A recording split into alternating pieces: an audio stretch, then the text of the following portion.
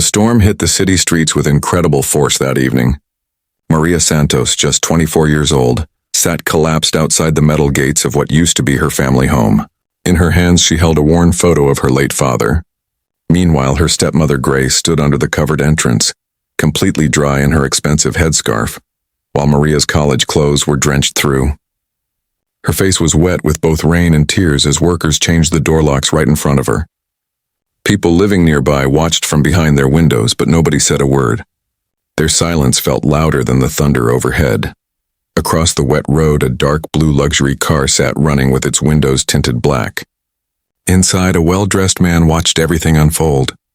His expensive watch caught flashes of lightning as he moved his arm. This mysterious stranger leaned closer to the window, his expression tightening with concern as he witnessed what looked like the complete destruction of an innocent young woman's life. Who was this person watching from the shadows, and why did his presence feel like something bigger was about to happen? The night was full of secrets that would soon turn this terrible scene into something nobody could predict. "Your father is gone, you silly country girl." Grace's words cut through the storm like a sharp blade. Every sentence was meant to hurt and embarrass. "This property is mine now, and there is absolutely no space here for liars and freeloaders." She held a burning paper in her perfectly manicured hands. It was Maria's birth certificate. Grace watched the flames destroy the young woman's entire identity right before her eyes. The security team, clearly paid well to stay quiet, kept throwing Maria's belongings into the street. Her mother's old traditional fabric, college textbooks that represented years of hard work, wooden decorations her father had lovingly purchased from local craftsmen. Every item splashed into the growing puddles, like her dreams were drowning in the cruelty of people who should have cared for her. Grace's biological son, Daniel, came out of the house. He could not look his stepsister in the eye. Shame and selfishness fought visibly on his face. The neighbors who once celebrated Maria's academic success now looked away. Their weakness was exposed by the harsh stormlight. But then Grace revealed something that made Maria's blood run cold. Legal papers claiming her father's final wishes left everything to his legitimate family, basically erasing 26 years of love and family connection with one forged signature. To understand how a cherished daughter became a thrown-away orphan, we need to go back to where this story really started, the small village of San Miguel, where red dirt holds memories like treasures and tradition flows through daily life like the beat of festival drums. Maria's story began in a simple home where her father, Roberto Santos, built a textile company that was famous throughout the region. His handmade fabrics were wanted from the capital city to international markets overseas. Her mother, Elena, was famous throughout the village for her beautiful singing voice that could make even the oldest residents smile, and her gentle touch that could repair both cloth and broken hearts. When Maria was 9 years old, her mother lay dying. Her weak fingers stroked her daughter's braided hair while speaking words that would echo through time. "Remember this forever, my child. Your goodness will be your strength. No matter how dark things get, the sun will shine on those with kind hearts." Young Maria nodded seriously, not fully understanding that these words were both a blessing and a prediction. For 4 years after his wife died, Roberto focused completely on his daughter and his craft. He taught her the detailed patterns of their ancestral weaving traditions while building a business empire that reached across multiple regions. But then Grace arrived in San Miguel like an unexpected storm. She was attractive and refined, bringing the appealing smell of expensive city perfume and promises of sophisticated living. She claimed to be visiting family, but village gossip suggested she had heard about the successful widower and his growing wealth. 12-year-old Maria watched with increasing worry as this elegant stranger examined their home with calculating eyes. Her gaze stayed on valuable fabrics and her fingers touched surfaces as if mentally pricing their worth.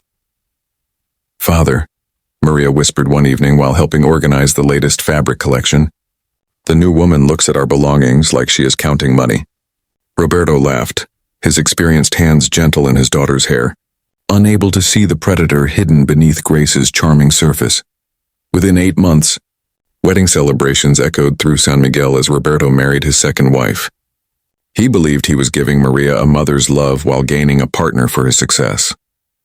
The villagers celebrated with traditional drinks and songs of praise, not knowing they were watching the start of a carefully planned deception. Grace brought her teenage son Daniel into their home, And for a short time it seemed like their household had become a place of renewed happiness and expanded family connections. The first warning signs appeared like cracks in a seemingly strong wall, small enough to ignore, but deep enough to eventually bring down entire buildings. When Maria won the Regional Academic Achievement Award, Grace was conveniently missing, claiming a sudden headache that mysteriously vanished once the ceremony finished. When the girl graduated at the top of her high school class, her stepmother made sure the celebration dinner focused on Daniel's average sports achievements instead. She reduced Maria's accomplishments with cutting comments about country girl ambitions. "Why must we constantly hear about school awards?" Grace would say, her voice carrying just far enough for Maria to hear.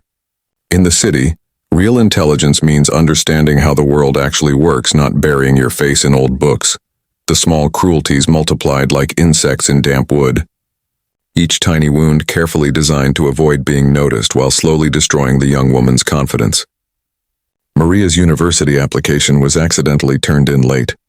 Her acceptance letter from the state university was lost until Grace's friend's daughter needed a backup opportunity. Even her father seemed blind to the psychological warfare happening under his own roof. His love for his new wife blocked him from seeing her calculated hate toward his daughter. At university, Maria felt the burden of being different in ways that hurt deeper than being poor or having lower social status. Her classmates arrived in expensive vehicles while she took crowded public buses. Their designer outfits contrasted sharply with her carefully repaired traditional clothing. They spoke casually of family connections in government and business while she talked about her father's village workshop and the yearly harvest festivals of her childhood. But, rather than letting these differences make her angry, Maria threw herself into her studies with a determination that impressed even her most wealthy classmates. Her professors noticed her exceptional thinking skills and her unique view on regional business practices. They often invited her to present her research at academic gatherings. She worked part-time in the university library to add to her small allowance, sending most of her earnings back to help village children pay school costs. Her roommates were amazed at her ability to maintain excellent grades while handling multiple responsibilities. They never suspected that she was driven by her mother's dying words about goodness being her strength. During holiday visits home, however, she began noticing disturbing changes in her father's behavior and troubling conversations that stopped suddenly whenever she entered a room. It seemed like secrets were being kept from the very person they most affected.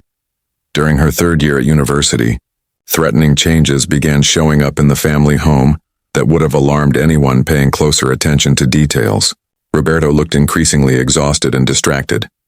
His once bright eyes now showed worry lines that had not been there before Grace's arrival. Phone conversations stopped abruptly when Maria appeared, and her stepmother began taking mysterious trips to the capital city. She always returned with expensive purchases, but offered unclear explanations about business meetings and investment opportunities. The textile workshop that had once buzzed with creative energy now felt tense. Workers whispered among themselves and cast nervous glances toward the main house.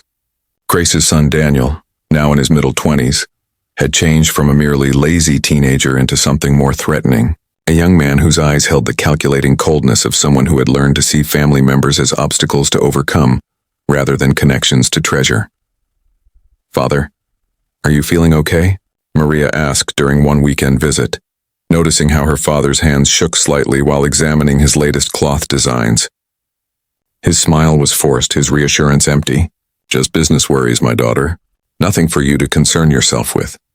But late that night, she overheard a conversation that would shatter her understanding of everything she thought she knew about her family and her future. The conversation that changed everything happened on a humid night when the house walls seemed as thin as whispers, and secrets traveled on currents of betrayal. Maria had woken up thirsty and was walking quietly toward the kitchen when Grace's voice drifted through the darkness like poison in the air. "Yes, the paperwork is prepared. Once he signs the new documents, everything transfers to Daniel automatically. The country girl will not even know what happened until it is too late." Her heart pounded against her chest like a trapped bird as she crept closer to the window. Her bare feet were silent on the concrete floor. "The lawyer confirmed it," Grace continued. Her voice carried the satisfaction of a predator enjoying anticipated victory. "As long as she is not officially adopted, she has no legal rights. And since we never completed those adoption papers Roberto kept mentioning, well, Family blood may matter, but legal documents matter more. The words hit Maria like physical punches. Each revelation was more devastating than the last. She was not legally her father's daughter. Everything she had believed about her place in the world was built on sand.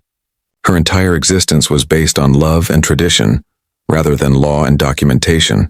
This made her vulnerable to exactly the kind of legal manipulation her stepmother was planning. The morning sun would rise on a completely different world than the one she had known just hours before. 3 weeks after overhearing that devastating conversation, fate made the choice for Maria in the most brutal way possible. Roberto collapsed during a business meeting in the capital, his strong body finally giving in to the stress of secrets he had been carrying and the weight of decisions he could not bring himself to make. The doctors called it a sudden heart failure, but Maria suspected her father had died from the burden of knowing what was being planned against his daughter, while feeling powerless to stop it. In his final moments at Central Hospital, surrounded by the sterile smell of medicine and the steady beeping of machines, her father gripped her hand with surprising strength. "Maria," he whispered, his voice barely audible above the mechanical sounds keeping him alive. "In my old fabric, the one with silver threads, there is something important, something that will protect you when I cannot." His eyes held urgency that went beyond his failing body, a message more vital than his struggling breathing. Before she could ask what he meant, before she could demand explanations or beg him to stay, the machines began their terrible final song. That night, as family members gathered for traditional mourning ceremonies, Grace moved with the efficiency of a woman who had been practicing this moment for years. She announced funeral arrangements and will details while Maria sat frozen in grief and growing understanding of just how thoroughly she had been betrayed. The morning after the funeral became the dawn of Maria's complete destruction. It was planned with the precision of a military operation, designed to leave no survivors or witnesses. Her stepbrother Daniel arrived at her door with eyes that could not meet hers. Shame and greed fought visibly across his features as he delivered news that would shatter her remaining beliefs about family loyalty. "Maria," he said, his voice cracking like an adolescent boy despite his 27 years, "I need to tell you about Father's business debts." She looked up from packing her college books, hope flickering briefly that perhaps this conversation would offer clarity about her father's final words. "There are massive debts," Daniel continued, pulling out a folder thick with official documents bearing stamps and signatures. "More than the business is worth. Mother says we have to sell everything just to avoid bankruptcy. The loan agreements, equipment financing, contracts, and supplier credit arrangements were all dated within the last 8 months of her father's life. Each page was a nail in the coffin of her inheritance. But as she examined the documents more closely, her trained eye caught problems that made her hands shake with recognition. The signatures were fake, skillfully done, but unmistakably different from the handwriting she had known since childhood. When she pointed this out, Daniel's mask slipped completely, revealing the stranger her stepbrother had become. "Are you calling me a liar?" Daniel's voice turned cold with inherited cruelty. His transformation from awkward teenager to calculating opponent was now complete. "Are you saying our mother forged documents?" The word "our" hung in the air like a challenge, deliberately emphasizing Maria's outsider status in what had once been her own family. Before she could respond, he delivered the killing blow with surgical precision. "Our family, Maria. You are not family. Not legally. Not anymore. The adoption papers Father promised to file, he never completed them. You have no claim to anything here." He threw legal documents on her bed like weapons designed to wound. Birth certificates, adoption records, inheritance laws, all confirming her worst fears about her legal vulnerability. The papers spelled out in black and white what Grace had whispered in the darkness. Maria Elena, daughter of a dead woman, had no legal father. This house, this business, this entire life she had built, none of it belonged to her in the eyes of the law. But then came an even crueler betrayal when her childhood friend Sophia arrived with tears streaming down her face and secrets that would shatter 18 years of trust. "I have to tell you something," Sophia whispered, her voice breaking like glass dropped on stone. "I have been reporting to Grace. Everything you told me about university, your plans, your dreams, I passed it all along. The girl who had shared her deepest secrets, who had sworn sisterhood under starlit village skies, had been bought and sold for a few $1,000s. The legal system that should have protected an orphaned daughter instead became another weapon in Grace's collection of destruction tools. At the lawyer's office in the capital, Maria found herself facing Attorney Martinez, a man whose expensive suit could not disguise the shifty quality of his character or the calculated cruelty in his dealings with the powerless. "Miss Elena," he said deliberately, refusing to acknowledge her connection to Roberto by using only her mother's surname. "I understand you have concerns about your late guardian's estate." The word guardian tasted like poison in the air between them, a legal technicality designed to reduce decades of paternal love into mere temporary care. Behind his desk, partially hidden by law books, sat a photograph of him shaking hands with Grace at an expensive restaurant, both smiling like conspirators sharing profitable secrets. "You have been working with her all along," Maria realized. The pieces of the conspiracy finally clicked into place with devastating clarity. The lawyer's smile was thin as a knife blade. His voice carried the authority of someone accustomed to destroying lives with legal documentation. "Mrs. Grace Santos is my client, and she has instructed me to inform you that any harassment of her family, any false claims against the estate, any attempts to disrupt the legitimate transfer of property will result in serious legal consequences." The very law that should have been her shield had been transformed into her enemy's sword, wielded by people who sold justice to the highest bidder. The final and most devastating betrayal came from the very community that had watched Maria grow from infant to accomplished young woman.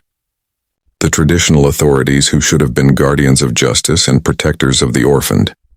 Back in San Miguel village, she appealed to the council of elders beneath the ancient tree, where generations had sought wisdom and fairness. She believed that traditional justice would succeed where modern law had failed. These were men who had blessed her naming ceremony, who had praised her academic achievements, who had called her our daughter when she brought honor to the village through her university success. But when she arrived at the sacred meeting ground, she discovered that Grace had beaten her there with bribes disguised as community development gifts. The eldest council member, Elder Hernandez, looked at her with eyes clouded by age and something more troubling. Shame, guilt, and the hollow look of integrity compromised. "Maria, my child," he said, his voice weaker than she remembered. "We have heard claims from both sides. We have considered the evidence. The evidence consisted of legal papers provided by corrupt lawyers and medical reports claiming her father's mind had been affected by his final illness. Documents that painted a picture of a confused, old man making promises he could not keep to a daughter who was not legally his responsibility. Even more devastating was learning that Grace had donated a new water well to the village, repaired the school roof, and promised to expand the health clinic. She used money stolen from Maria's own inheritance to buy the silence and cooperation of the very people who should have been her protectors. That night, wandering through her village in defeat, Maria found herself drawn to her father's old workshop, now locked with chains and already showing signs of abandonment. Despite being empty for only weeks through a broken board in the wall, she could see his collection of fabric still hanging on their frames like abandoned dreams gathering dust. Remembering his final words about the cloth with silver threads, she squeezed through the gap in the wall. She ignored splinters that tore at her clothes like the obstacles that had torn at her life. In the corner, draped over a wooden frame like a royal banner forgotten by time, hung her father's masterpiece. A fabric woven with threads of silver so fine they seemed to capture moonlight and hold it prisoner in their detailed patterns. With trembling hands, she lifted the precious material. Her fingers felt along its edges for anything unusual. They were guided by desperate hope and her father's dying words. Hidden in the hem, sewn with the same careful precision her father brought to all his work, she found a small object that made her heart race with possibility. Inside was a digital storage card and a metal key, both wrapped in cloth that smelled faintly of her father's favorite wine and the incense from his morning prayers. But before she could examine her discovery properly, voices outside the workshop shattered the night silence. "She is in there." Daniel's voice cut through the darkness with the triumph of a hunter who had tracked his prey to its final hiding place. "I saw her break in." Security guards hired by Grace surrounded the workshop like Maria was a common thief, rather than a daughter seeking connection to her father's memory. Flashlights blazed through the broken walls. They turned the sacred space of her father's creativity into an interrogation scene designed to humiliate and intimidate. "Stealing from the dead now, are we?" Grace's voice carried the cold satisfaction of someone who had anticipated this moment and prepared for it accordingly. This is what desperation does to people. It turns them into criminals who violate the resting places of the deceased. As the guards dragged her from the workshop, Maria clutched the fabric to her chest. She felt the hidden devices pressing against her ribs like secret promises waiting to be fulfilled. The accusations of theft stung less than the realization that even her grief was being weaponized against her. Even seeking comfort in her father's memory had been transformed into evidence of her supposed criminal nature. But what she did not notice in her distress was the dark blue luxury car parked beyond the village square. Its engine was running quietly while a figure inside spoke into his phone with quiet authority. "Yes, sir." She found it. "The storage device is secure." Now we wait for the right moment to reveal what her father really left behind. The game was about to change dramatically. But first, Maria would have to endure 4 weeks of sleeping under city bridges. She would learn that rock bottom had trapdoors leading to even deeper levels of despair and abandonment. 4 weeks of homelessness taught Maria lessons about survival that no university course could have provided, but also about the kindness of strangers that restored her faith in humanity when family had failed her completely. Under the highway overpass, she found a community of forgotten people who shared their small meals and offered protection from both weather and predators who stalked the vulnerable in the darkness. The fabric became her blanket, her pillow, her connection to better times. Meanwhile, the hidden storage device remained her secret hope for justice that seemed increasingly impossible to achieve. She worked temporary jobs in markets and bus stations. She saved every coin while studying the contents of her father's final gift during stolen moments of privacy. The digital device contained video recordings, financial documents, and correspondence that painted a picture of complete fraud so thorough and well documented that even corrupt officials would struggle to ignore its implications. But without money for lawyers or connections to people with power, the truth felt as useless as rain during a drought season. Valuable but unable to reach the places where it was most desperately needed, her clothes grew shabby. Her shoes developed holes. Her stomach learned the hollow ache of irregular meals, but her spirit remained unbroken because her mother's words about goodness being her strength had taken root so deeply that external circumstances could not remove them. What she did not know was that her suffering was being observed by someone with the power to transform her situation, someone who had been waiting for the right moment to honor a debt that went beyond money and touched the deepest obligations of the human heart. The dark blue luxury car appeared again on a morning when despair felt heavier than the humid city air. Its sleek presence commanded attention from everyone in the area like royalty, visiting the forgotten corners of society.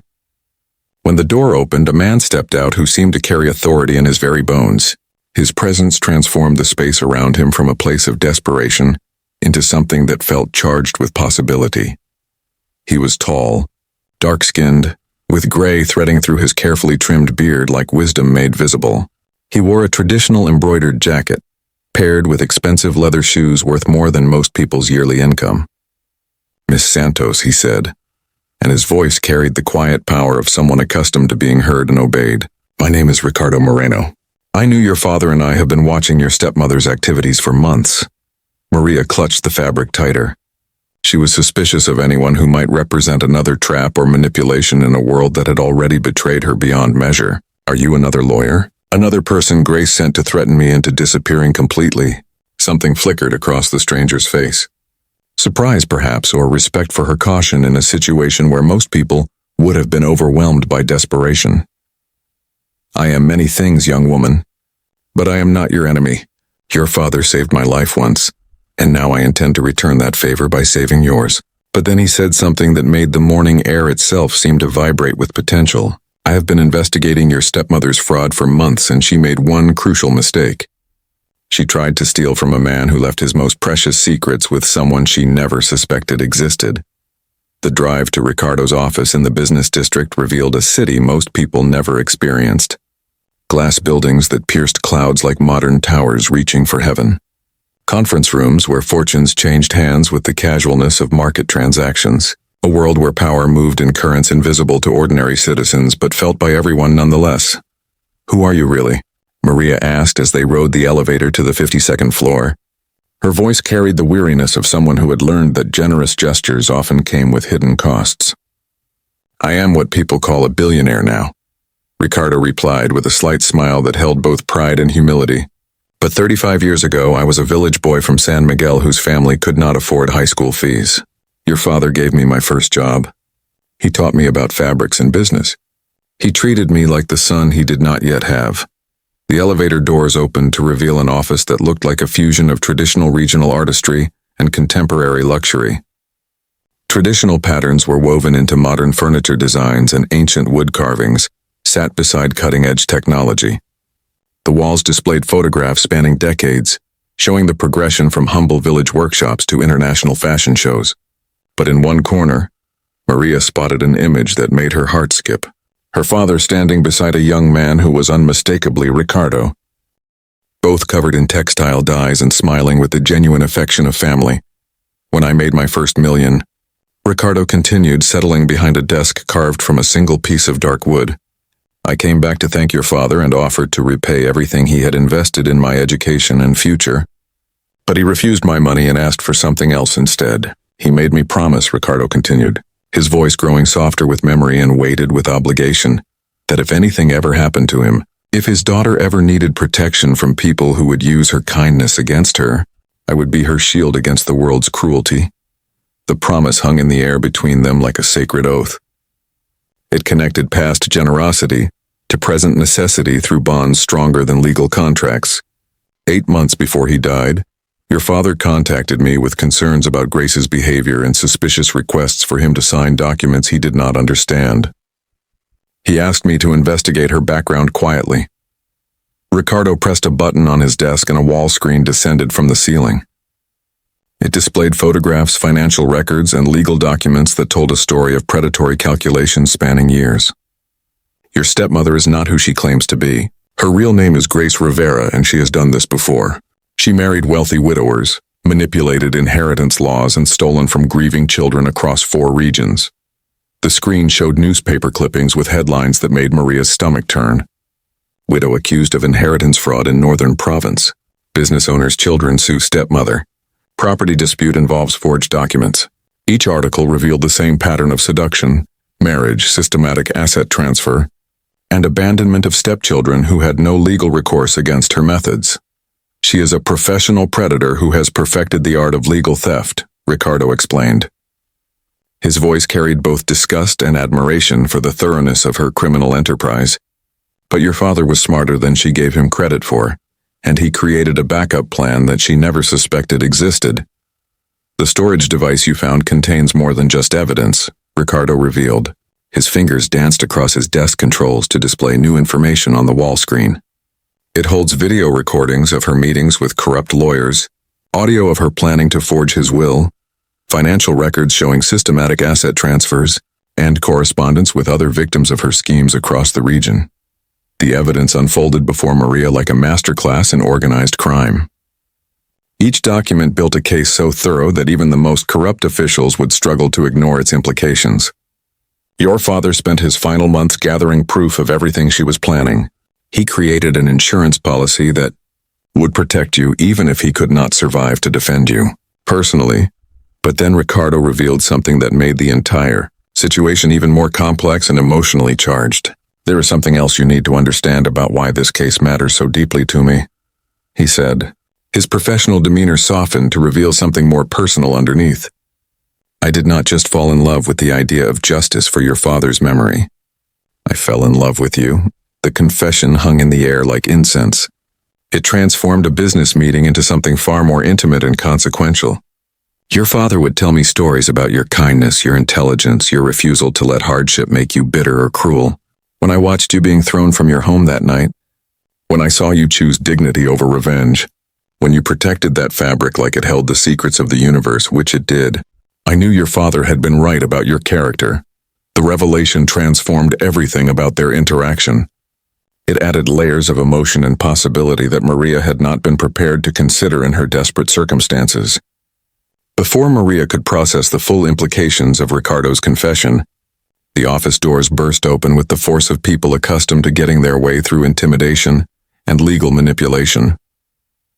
Grace strode in, flanked by 2 men in expensive suits.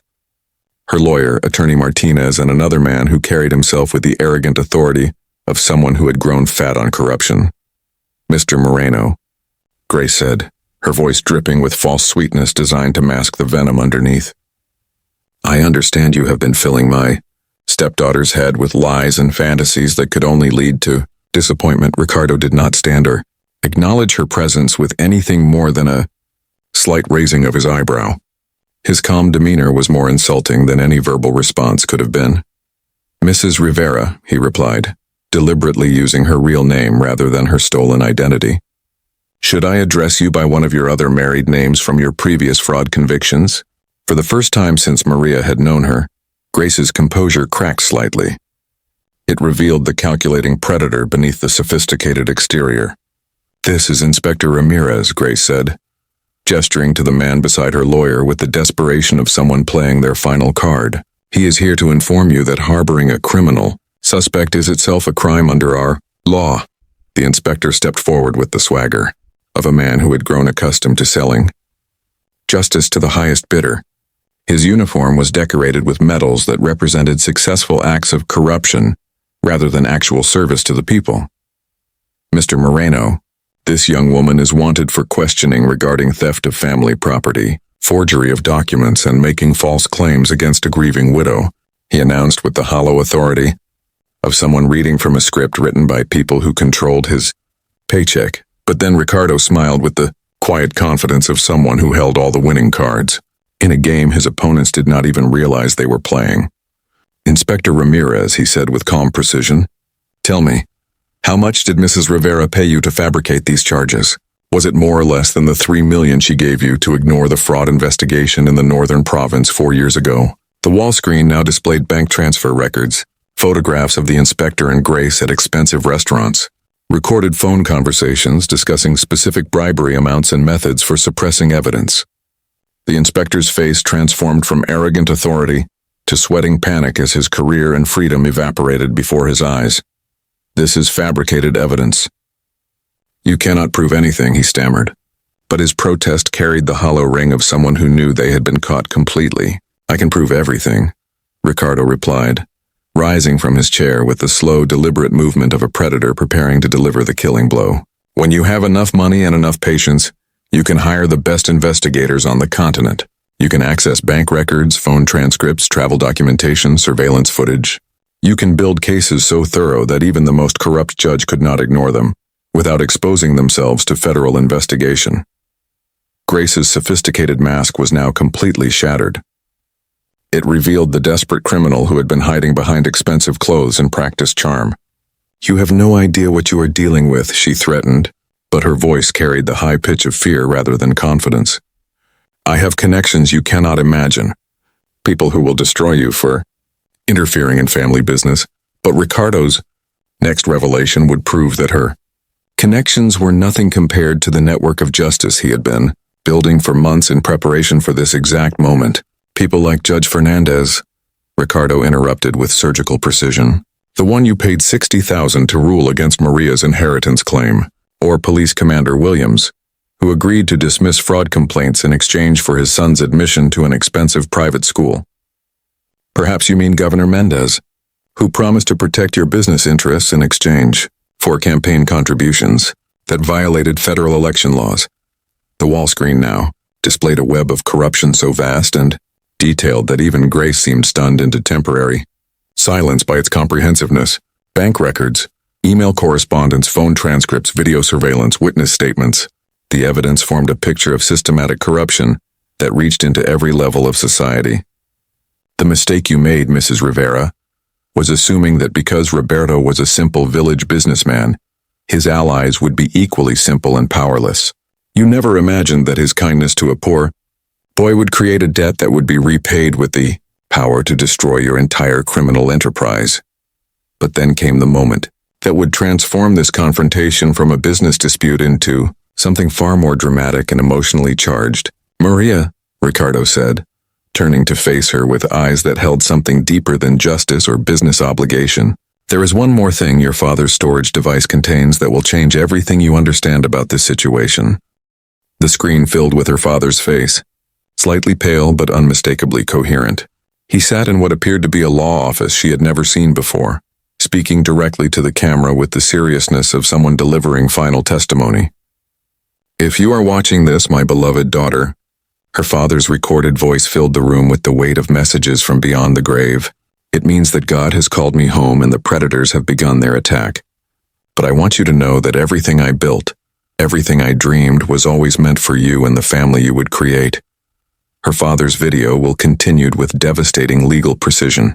Each word was carefully chosen to protect his daughter and destroy those who would harm her. The textile business, the house in the city, the compound in San Miguel, the land holdings across 4 regions, and all associated assets belong entirely to my daughter, Maria Elena Santos. His voice declared with the authority of someone who had planned for every possible challenge to his wishes.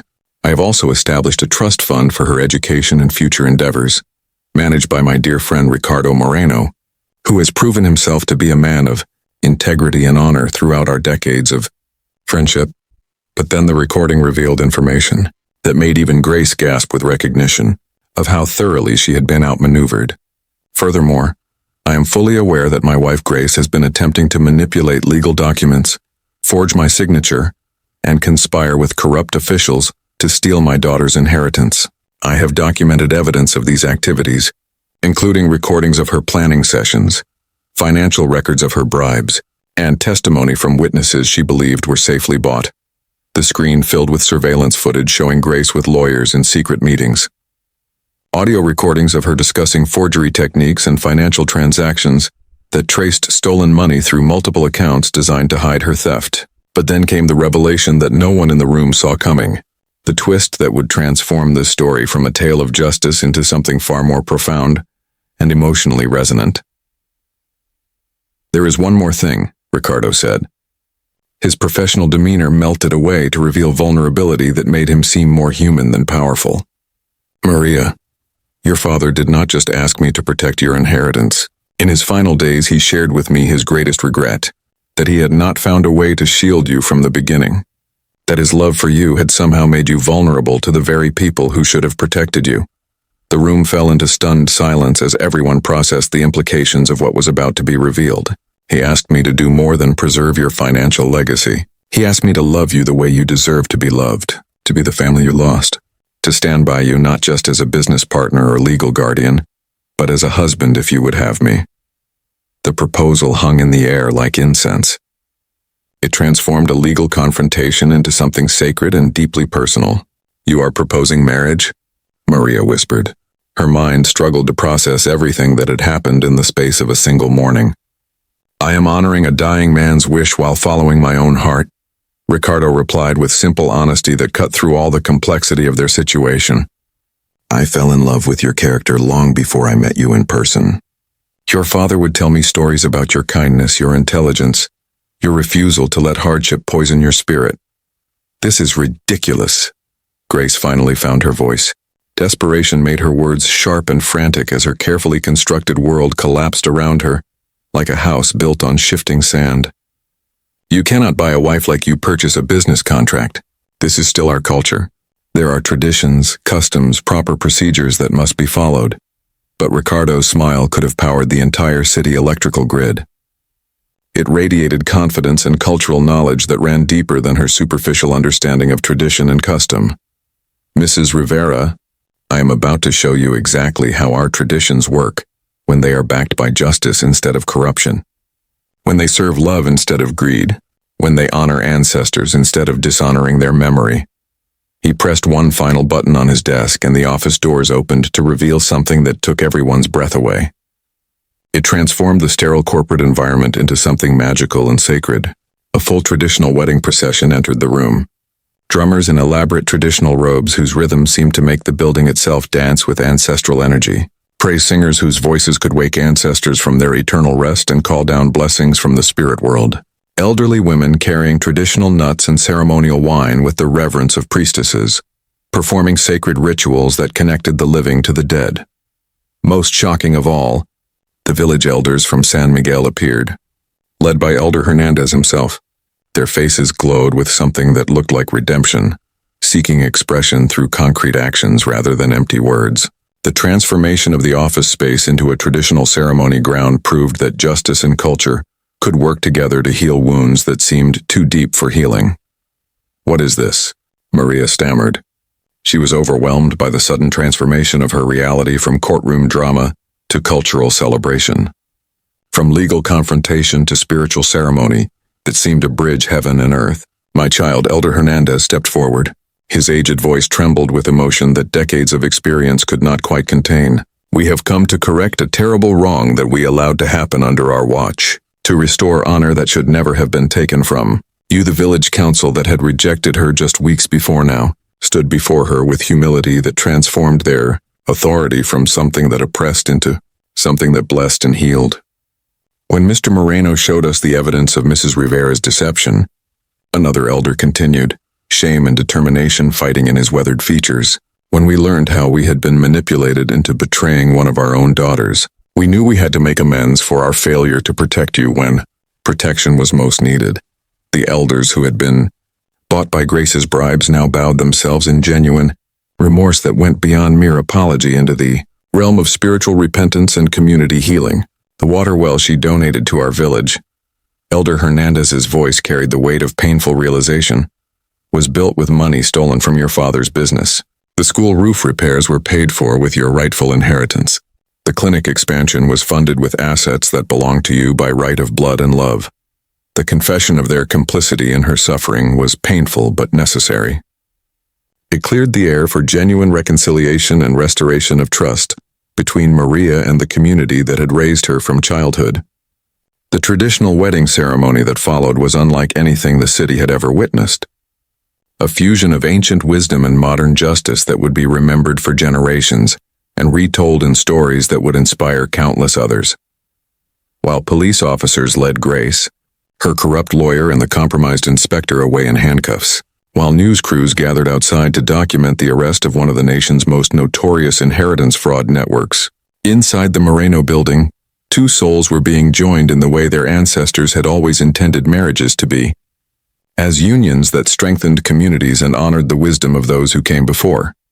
Maria wore a traditional dress crafted from her father's finest fabric, the very material that had hidden the evidence which saved her life and exposed her enemies' crimes against family and justice. The silver threads that had once concealed digital secrets now caught the light like captured starfire. They transformed her from victim into queen before everyone's eyes and proved that suffering could indeed be transformed into beauty. When justice prevailed, Ricardo was magnificent in a traditional embroidered jacket that incorporated regional patterns with contemporary elegance, a perfect symbol of their union between ancestral wisdom and modern possibilities, between respect for the past and hope for the future. Do you take this woman? Elder Hernandez asked in their traditional language, his voice carrying the authority of countless generations who had witnessed such ceremonies, to be your wife, your partner in prosperity and adversity, your companion in this life and your bridge to the ancestors who watch over us all? The question carried weight that legal contracts could never contain. It bound the couple not just to each other, but to the community and the traditions that had shaped their values.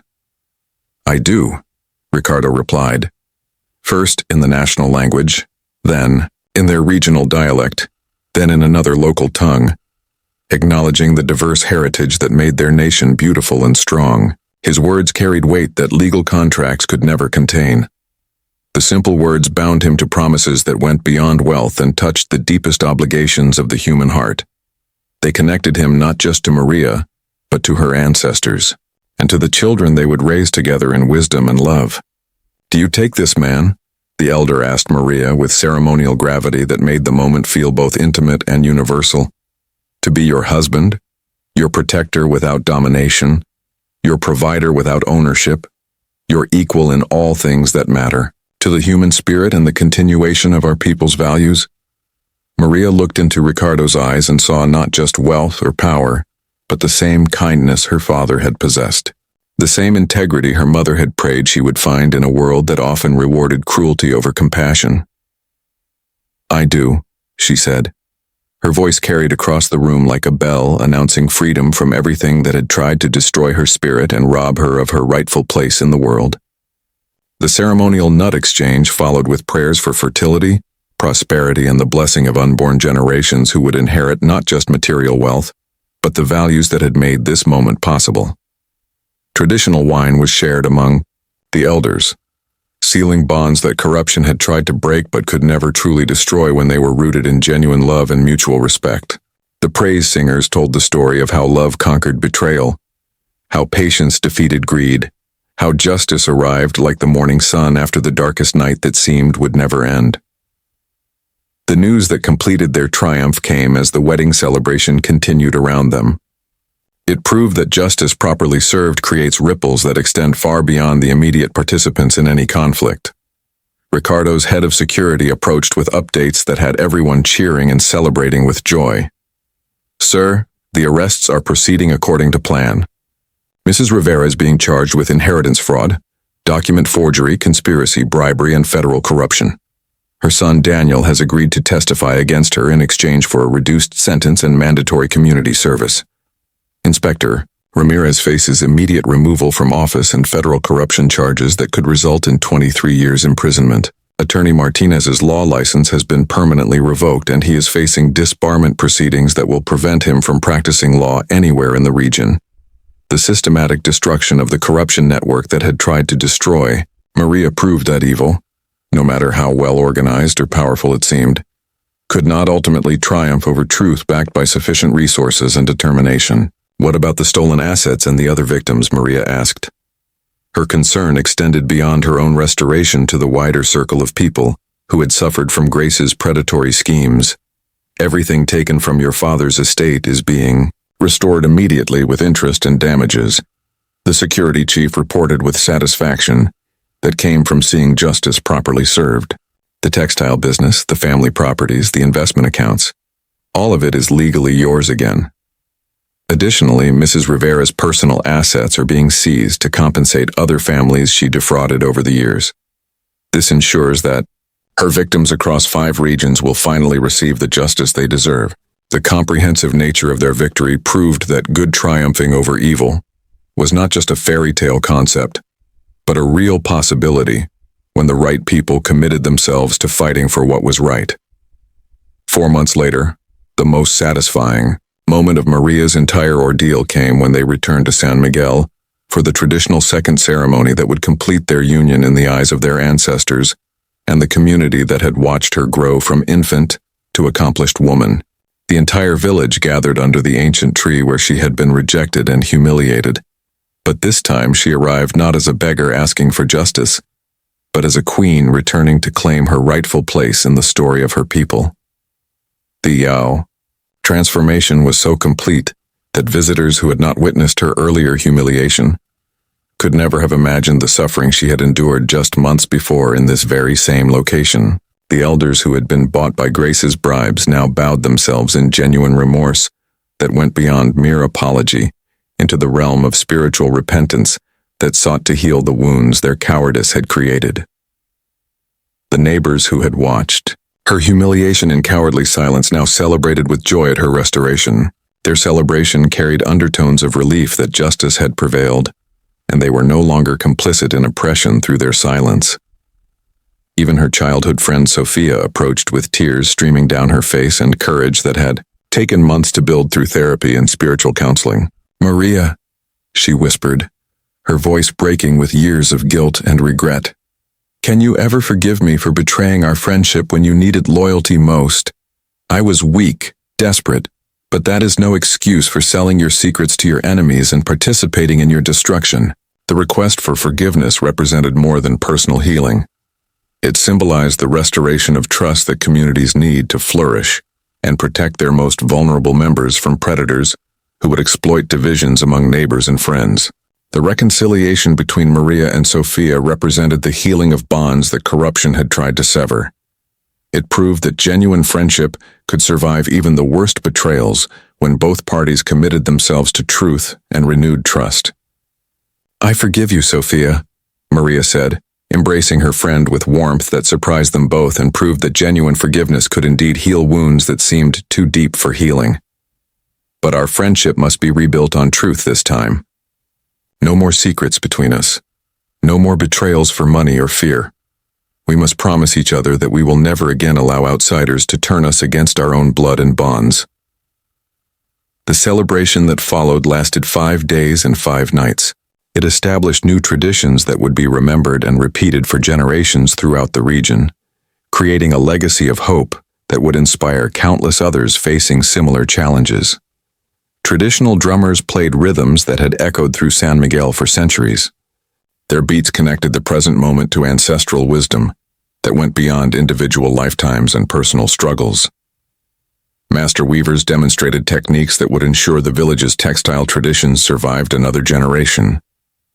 They taught young apprentices skills that no machine could replicate, and no foreign influence could destroy or replace. Children who had never seen such prosperity laughed and played games that their grandparents remembered from better times. Their joy created memories that would sustain the community through future challenges and remind everyone that happiness was possible even after the darkest trials. The festival became a yearly celebration that would attract visitors from across the continent. It turned San Miguel into a destination known for its commitment to justice, traditional crafts, and the triumph of good over evil. 8 months after her marriage, Maria received news that transformed their personal happiness into generational blessing and proved that their story was far from over, but just beginning its next beautiful chapter. The village health worker approached her with information that made her heart leap with recognition of life's most profound miracle. She was pregnant, carrying the next chapter of a story that had seemed destined to end in tragedy and loss. A new generation, Elder Hernandez declared when he heard the news.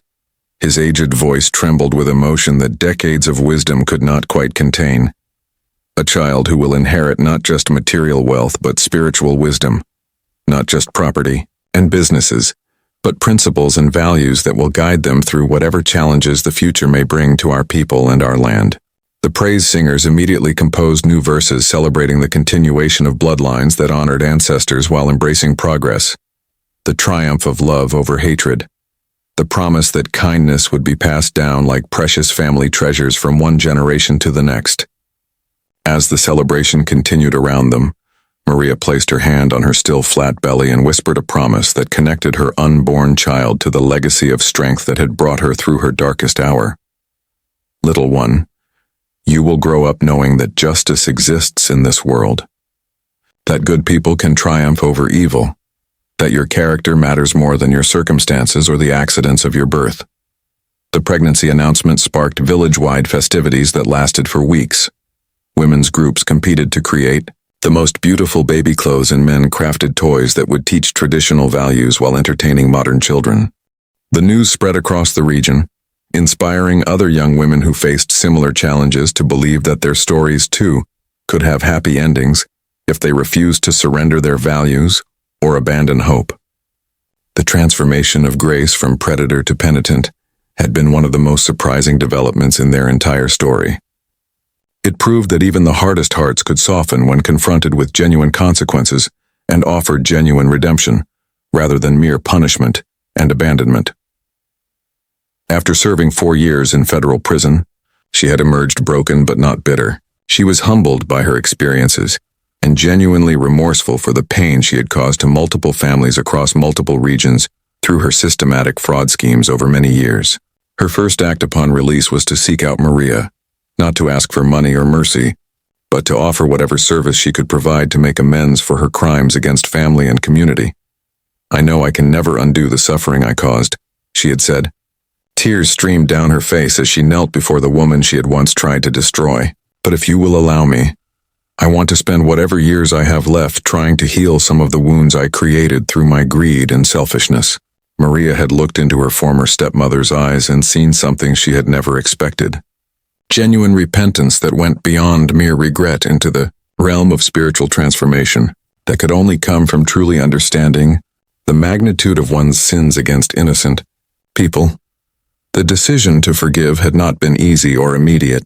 It required months of prayer, consultation with elders, and deep reflection on what her parents would have wanted her to do in such circumstances. But when forgiveness finally came, it brought with it a peace that surprised everyone involved. It proved that mercy multiplied blessings, while revenge only perpetuated cycles of pain and destruction that could consume entire communities. 7 years later, Maria Moreno stood in the renovated textile workshop that had once belonged to her father. now expanded into a thriving regional fashion house that employed over 380 people and exported traditional craftsmanship to markets across multiple continents. It proved that regional creativity could compete with and surpass anything the world had to offer. Her 6-year-old daughter, Elena, played among the looms while master weavers taught young apprentices techniques that no foreign factory could replicate or steal. This ensured that ancestral knowledge would survive and flourish in the modern world. "Mama," little Elena asked, pointing to a framed photograph of her grandfather Roberto that held the place of honor above the main workspace. "Tell me the story again about how goodness became our strength and how kind people always win in the end." Maria smiled, lifting her daughter to her hip while workers continued their ancient craft around them. Their hands created beauty that would outlast the political and economic turmoil that periodically swept through their nation, like seasonal winds. The story had become a family legend, told and retold until it took on the power of traditional folklore that shapes character across generations and teaches children what truly matters in life. The end of Maria's story is really just the beginning.